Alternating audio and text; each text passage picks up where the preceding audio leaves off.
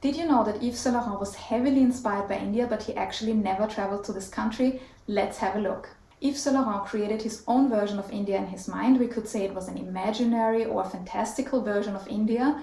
And if you have watched my video about Karl Lagerfeld, you will see that this is very similar. Both designers hated to travel, but they knew a lot about foreign countries. So how did Yves Saint Laurent know so much about India?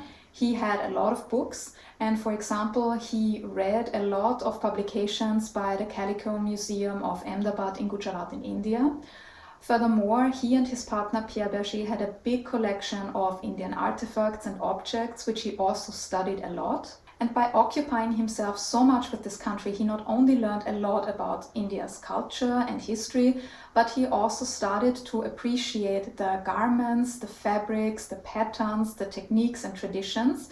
And throughout his career, he revisited India in his mind very often. Similar to Gabrielle Chanel, he loved to use gold brocade or also lame fabric, and he also was very much inspired by the Sardozi embroidery, which is a very opulent type of embroidery which came to India from Persia, and it is still very popular. And when we talk about opulence, this also fits the bill of Yves Saint Laurent, and we are going to see that later how he incorporated this embroidery. Already for his very first collection in 1962, Yves Saint Laurent used Indian elements. For example, some were very obvious, the turbans, but he also used Indian elements when it came to the cuts and shapes. There are some garments that are kurta inspired.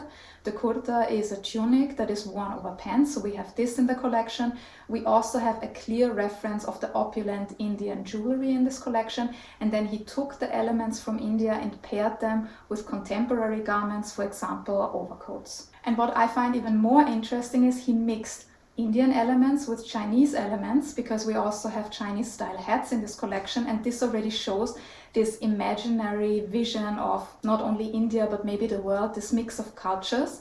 At the same time, it also reflects this misuse of the Orient. For a very long time, the term Orient was used from the Middle East until East Asia, and this is also kind of reflected in this collection. Already very early on, the Mughal Empire was a big source of inspiration for Yves Saint Laurent. On the one hand, the empire itself with its history, its art, but at the same time he also looked at the reception by European artists throughout the centuries. For example, there's one artwork from the 18th century. It was created by a German goldsmith called Johann Melchior Dinglinger, and he made a reproduction of the throne of the Grand Mogul Aurangzeb. And Yves Saint Laurent came across this artwork in a book, and then he got inspired by this German artwork, which was Mughal Indian inspired, and he then created, for example, a green coat with rich gold embroidery based on this inspiration. Of course, when we talk about the Mughal Empire, floral motifs are very important, and they were also important for Yves Saint Laurent, especially one pattern called bote. You probably know bote as paisley today. The reason is that when the cashmere production came to Europe, the town of Paisley in Scotland started not only producing cashmere, but they also appropriated the pattern and called it Paisley pattern. But the original term is actually bote. So the bote also for Yves Saint Laurent was very important. He took it up in many ways. One is very clearly, for example, in brooches, in this rhinestone brooch, for example. But he also used this shape, when you look closely at his signature heart pendant from 1962, it's actually made up of 3 bote shapes. In 1969, a very big event happened in Paris. It was the Oriental Ball, which was organized by the Baron de Redé. This Baron was a social butterfly. He also had a very interesting relationship with Arturo Lopez, who was married to Patricia Lopez Wilshaw, and they had this juicy relationship amongst each other, and they loved to party. So this was the event of the year. Everybody had to dress up in Oriental style, and we see the mix because Yves Saint Laurent created an outfit, for example, for Patricia, but also for the Baroness de Rothschild, and very often her outfit is described as Indian. It is actually a Siamese dancer's outfit. We can see from this accessory. So again, we see how the term Orient was used. As I said, Yves Saint Laurent had already used Indian elements before. For example, in 1968, he again used the kurta style for some of the garments. But this Oriental ball was a boost for his passion for India, and we see that in the collections for 1969 and 1970, that he clearly referenced India again. Again, we had kurta-inspired outfits, but this time they were clearly evening wear, they were very opulent. And for the designs in 1970, I find this very interesting because you can already see this mix of the Indian style and the Western style, because we again have the tunic and the flowy white pants, but he also gives the model a loose jacket, which also looks very opulent and very modern. Even for today's standards, I find these outfits very modern. And then in 1977, Yves Saint Laurent was asked to create the wedding outfit for his friend Loulou de la Falaise.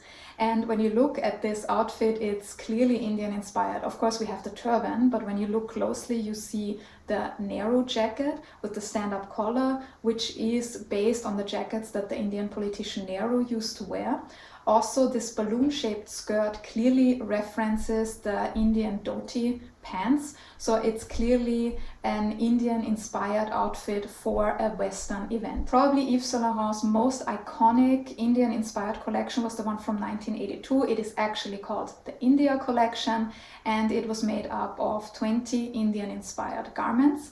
For example, we had a beautiful blue jacket which was embroidered with artificial red stones, so the link to Sardozi embroidery was there. Then it was paired with a red silk top, worn over an orange skirt, and then with a purple belt, so the color mixing of India. Similarly, there was a beautiful purple jacket, which was also heavily embroidered. So again, we also have the link to the Mughals, as I said before. And then, of course, we see the turbans again. And turbans in general in India have a very broad meaning. They can show where somebody comes from, the religion, social status, and many other characteristics. It is not entirely clear which turbans exactly influenced Yves Saint Laurent. Some experts claim northwestern India, but for me that's too broad of a definition. I would say it might be a mix of Sikh and Hindu turbans, but if you know more about turbans, please let me know in the comments below. What is very interesting is the ornament that he uses, and this is a reference of the sarpek, which was used by Sikhs, Muslims and Hindus. Another important detail is the skirts, because Yves Saint Laurent clearly referenced the lehenga skirts.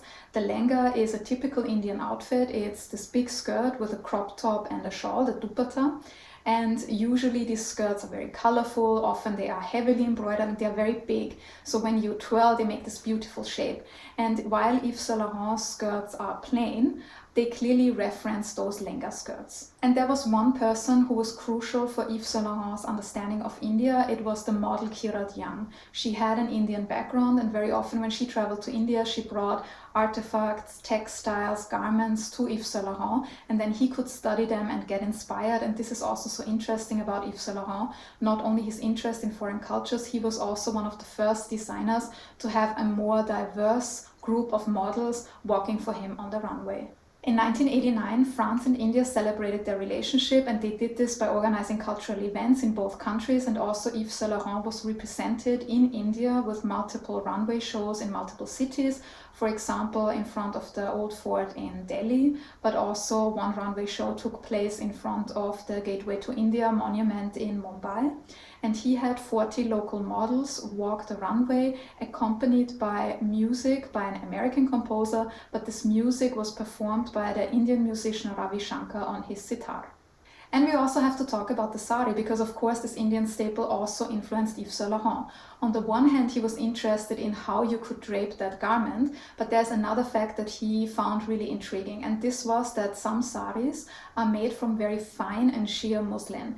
And then he found it interesting that you could drape something around the female body and give some hints, without exposing the female body. And I actually think this might have inspired him to create his own sheer tops, the so-called nude look of the late 1960s that he created. And I also talked about this in my previous video about the current Spring-Summer 2024 ready-to-wear collection. And the sari is something that we see throughout his career. In the 1970s, there's a beautiful interpretation with a sheer fabric. It has the sari drape and the Western style dress silhouette.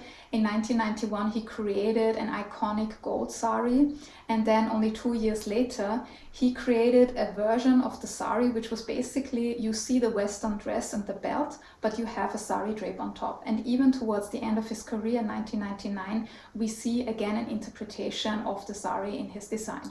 This was my video about Yves Saint Laurent's India, and let me end it with a quote by Yves Saint Laurent himself.